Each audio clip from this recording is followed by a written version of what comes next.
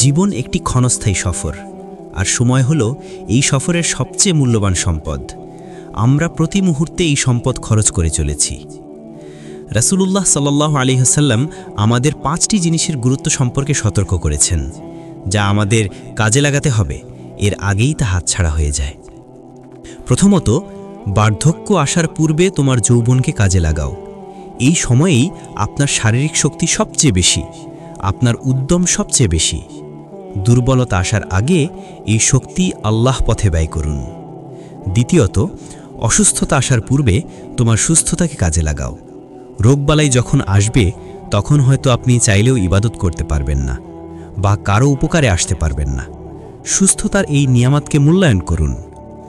তৃতীয়ত, দারিদ্র্য আসার পূর্বে তোমার সচ্ছলতাকে কাজে লাগাও। যখন আল্লাহ আপনাকে সামর্থ্য দিয়েছেন তখন কৃপণ হবেন না। সাধ্যমতো দান করুন, গরিবের পাশে দাঁড়ান, কারণ কখন আপনার হাত খালি হয়ে যাবে তা আপনি জানেন না। চতুর্থত, ব্যস্ততা আসার পূর্বে তোমার অবসর সময়কে কাজে লাগাও।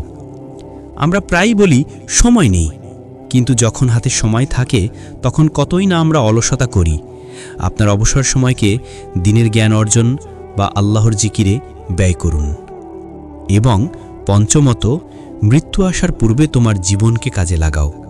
এই জীবনের চেয়ে বড় সত্য আর কিছু নেই। আগামীকাল কি হবে তা আমরা কেউ জানি না। তাই আজকেই তওবা করুন, আপনার ইবাদতকে সুন্দর করুন এবং জীবনের লক্ষ্যকে একমাত্র আল্লাহর সন্তুষ্টির দিকে নিয়ে যান। এই 5টি মুহূর্ত আমাদের জীবনের সবথেকে মূল্যবান বিনিয়োগ। এইগুলি হেলায় হারিয়ে ফেললে আফসোস করা ছাড়া আর কিছুই বাকি থাকবে না। আল্লাহ আমাদের তৌফিক দিন যেন আমরা জীবনের এই গুরুত্বপূর্ণ সময়গুলোকে সঠিকভাবে কাজে লাগাতে পারি। আমিন।